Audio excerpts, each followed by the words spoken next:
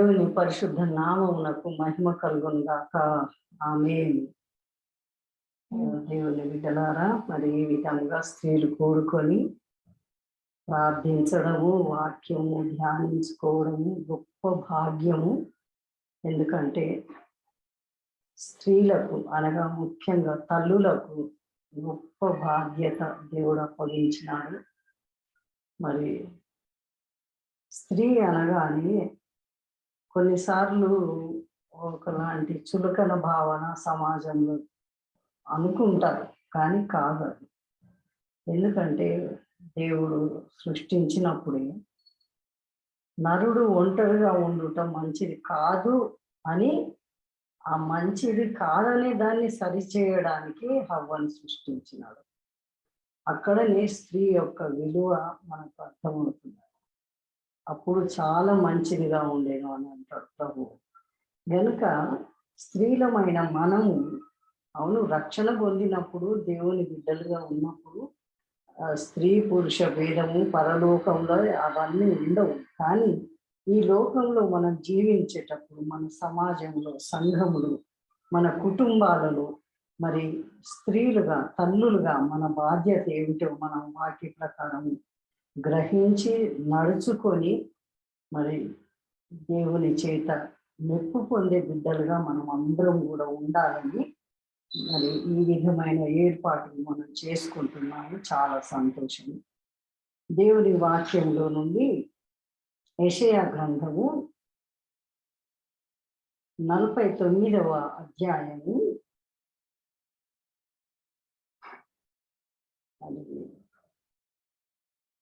15వ వచనం చదువుతున్నాను. యెషయా 49:15వ వచనం. స్త్రీ తన గర్భమున పుట్టిన బిడ్డను కరుణింపకుండా తన చంటి పిల్లను మరచునా? వారైనా మరుచుదురు గాని నేను నిన్ను మరువను. చూడుము, నా అరచేతుల మీదనే నిన్ను చెక్కి ఉన్నాను అని ప్రభు తన ప్రజలకు చెప్తున్న మాట ఇది. అయితే దేవుడు ఏమంటున్నాడంటే, తన ప్రేమను ఎవరితో పోల్చుకుంటున్నాడు? తల్లి ప్రేమతో పోల్చుకున్నాడు. లోకంలో ఎన్ని రకాల రిలేషన్షిప్స్ కదా, ఎన్ని రకాల ప్రేమలు ఉంటాయి. కానీ దేవుడు తన ప్రేమను ఒక తల్లి ప్రేమతో పోల్చుకోవడం ఇక్కడ మనం చూస్తాం. మరి చంటి పిల్లను మరచున అంటే మనకు స్త్రీలకు అది అర్థమవుతుంది కదా, అనగా పాలిచ్చే తల్లి అన్నమాట. చంటి పిల్ల ఉన్నది అని అంటే మరి దేవుడు స్త్రీ శరీరాన్ని ఎట్లా చేసిందంటే, ఎంత బిజీగా ఉన్నా కానీ బిడ్డకు ఫీడ్ చేయాల్సిన టైం వస్తే నీ శరీరంలో నీకు తెలుస్తుంది కదా. ఎంత అద్భుతమైన విషయం అది. దేవుడు స్త్రీకి అలాంటిది పెట్టినాడు, అలాంటి బాధ్యత పెట్టినాడు, దానికి అనుకూలమైన పరిస్థితులను కల్పించినాడు. గనుక అలాంటి తల్లి ప్రేమకు తన ప్రేమను పోల్చుకొని చెప్తున్నాడు. వేరే ఏ రకమైన ప్రేమను ఓడవలేదు అక్కడ. గనుక మరి స్త్రీలమైన మనము, తల్లులమైన మనము దేవుని దృష్టిలో ఏలా ఉండాలి, దేవుడు ఎందుకు అంత అలాంటి స్థానం ఇచ్చినాడు అని మనము ధ్యానించుకుందాము. మరి 2వ రాజుల గ్రంథము 4వ అధ్యాయము 1 నుండి 7 వచనాల వరకు. అదంతా చదవడానికి ఇప్పుడు మనకు సమయం చాలా అవుతుంది కనుక అక్కడ విషయాలు నేను మీతో పంచుకుంటాను. అక్కడ ఒక మరి ఎలీషా భక్తుడు, ప్రవక్త అయిన ఎలీషా కాలంలో జరిగిన విషయం చెప్పబడింది. ఆ ప్రవక్త అయిన ఎలీషా శిష్యులలో ఒక శిష్యుని భార్య ఆయన దగ్గరికి వచ్చి మాట్లాడుతున్న విషయాలు ఇక్కడ మనం చూస్తాం. ఆమె దేని కొరకు వచ్చిందంటే, మరి ఆ తల్లి తన కుమారులు ఆ సమయంలో తండ్రి చనిపోయిన తర్వాత ఆ తండ్రి చేసిన బాకీలకు, అప్పులకు మారుగా ఆ కుమారులు ఇద్దరిని పట్టుకొని పోతామని ఆ అప్పులు ఎవరైతే ఇచ్చినారో వాళ్ళు వచ్చి అడుగుతున్నారంట. అప్పుడు ఆమె ఏం చేసిందంటే వేరే పక్కింటోళ్ళకు వాళ్ళ బంధువులకు ఎవరికి ఏం చెప్పలేదు కానీ వాళ్ళు వచ్చినారని వెంటనే ఎలీషా దగ్గరికి పోయి మొరపెట్టిందంట.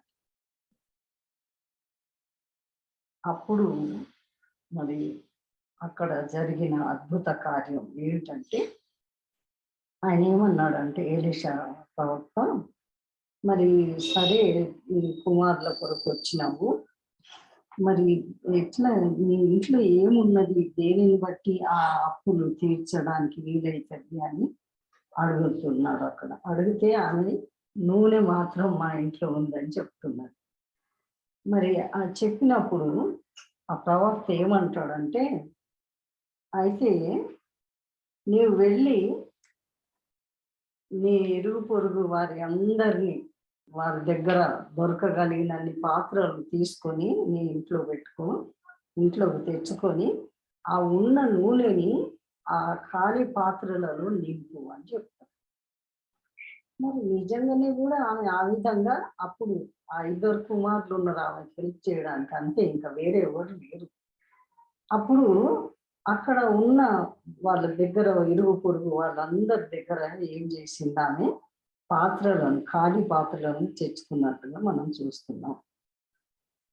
తెచ్చుకొని పెట్టి అక్కడ అవన్నీ ఆమె దగ్గర ఉన్న నూనె వాటిలో పోస్తూ ఉన్నది అవన్నీ నిండుతూ ఉన్నాయి అలా విధంగా.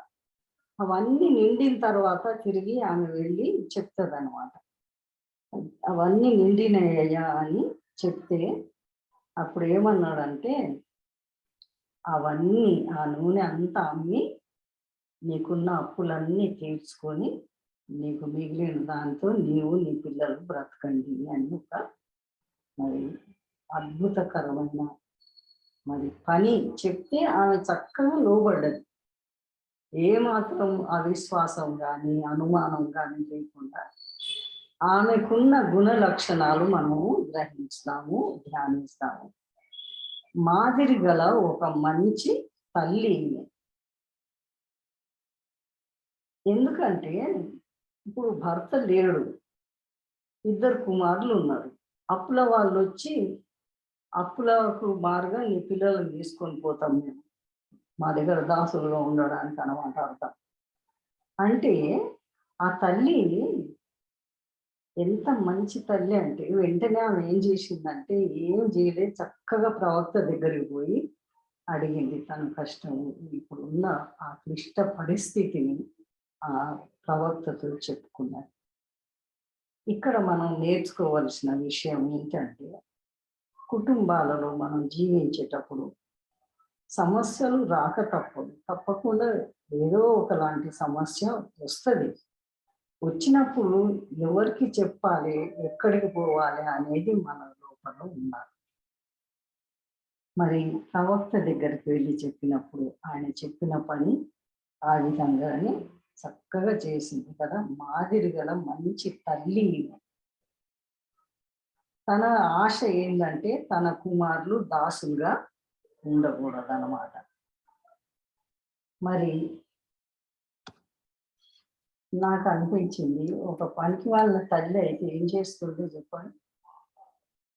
పోనీ ఇక తండ్రి లేడు కదా, వీళ్ళను నేనేడ పెంచుతా, వీళ్ళను సాకి పెద్ద చేసేది అంత నాకు కష్టమే కదా, పోతే పోనీ తీసుకుపోని అని అనుకుంది కదా. పోయి చక్కగా ఎవరిని సలహా అడిగింది, ఇరుగు పొరుగు వాళ్ళని కాదు, బంధువులను కాదు, ప్రవక్త దగ్గరికి. తన భర్త ఏ ప్రవక్త దగ్గర శిష్యుడుగా ఉన్నాడో ఆ ప్రవక్త దగ్గరికి వెళ్ళి సలహా అడిగితే ఎంత చక్కని సలహా చెప్తున్నాడు ఇక్కడ. అది ఎంత అంటే ఒక భక్తి గల తల్లి, ఒక మంచి తల్లి అని మనం చూస్తున్నాం. నిజంగా మరి తల్లులమైన మనల్ని ప్రశ్నించుకొని చూడాలి. మన పిల్లల ఎడల, కుటుంబం ఎడల మన బాధ్యతను ఎంతవరకు మనం సరిగా దేవుని దృష్టిలో చేస్తున్నాము. మరి పనికి వాళ్ళ తల్లి అయితే ఏం చేస్తుందో చెప్పండి? నా భర్తనే లేడు. ఆయన చేసిన అప్పుల పంట కొడుకులను పోనీ. వాళ్ళు పోతే పోనీ, వాళ్ళు వాళ్ళ కాడ ఏమన్నా పని చేపించుకొని నాకైతే బాకీలు ఉండవు కదా, నా బ్రతుకు నేను బాగానే బతుకుంటా అనుకున్నదా? లేదు. సెల్ఫిష్ మైండ్ కాదా కదా? తన పిల్లలు క్షేమంగా ఉండాలి, తనతో ఉండాలి అనే ఆశ తల్లి. ఆ విధంగా మరి తనకున్న సమస్యను కూడా ఎక్కడ కూడా వేరే వాళ్ళకి ఎవ్వరికి చెప్పలేదు. చక్కగా పోయి మరి ఎలీషా ప్రవక్తని అడిగింది. ఆయన చెప్పిన మాట చక్కగా చేసింది. మరి నాకు అనిపించింది ఇది ధ్యానించేటప్పుడు, ఆమె తన ఇరుగు పొరుగు వాళ్ళతో ఎంత మంచిగా ఉంటే పాత్రలు ఇస్తారు చెప్పండి. ఊరికనే పక్కోళ్ళకు వాళ్ళ ఇంట్లో ఉన్న గిన్నెలు పాత్రలు అన్ని ఇస్తారా ఎవరైనా?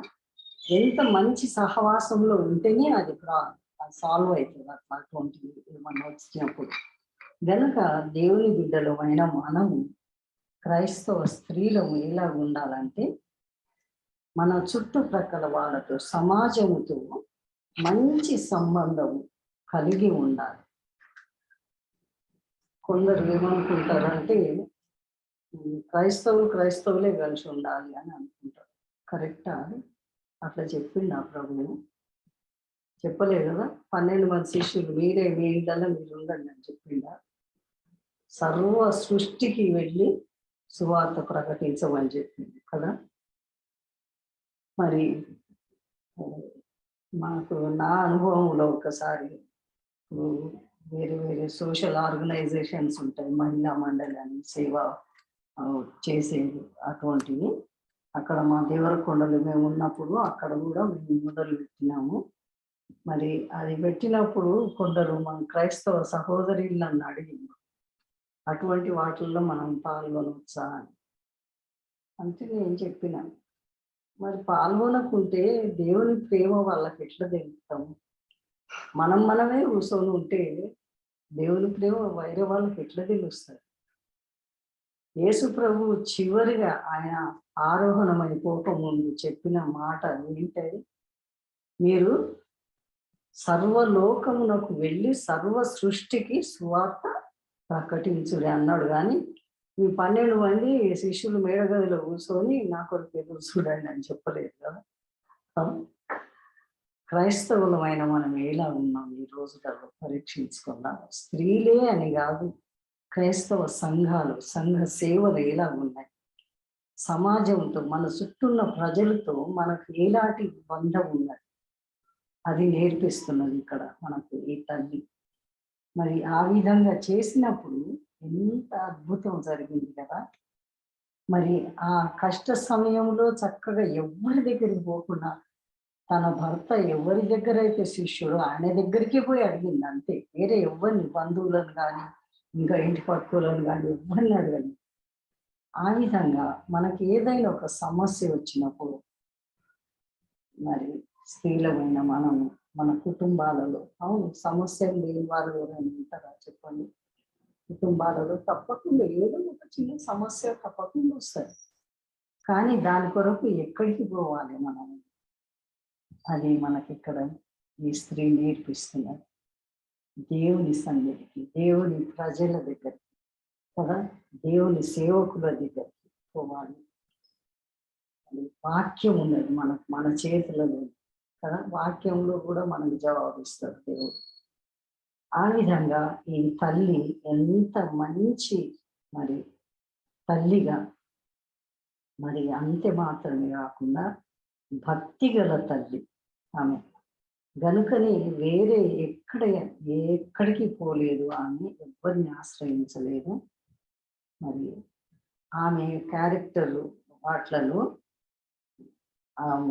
మొదటిది ఆమె తన కుమారులు దాసులుగా ఉండడం ఇష్టం లేదు, ఆమెకు ఉండకూడదు.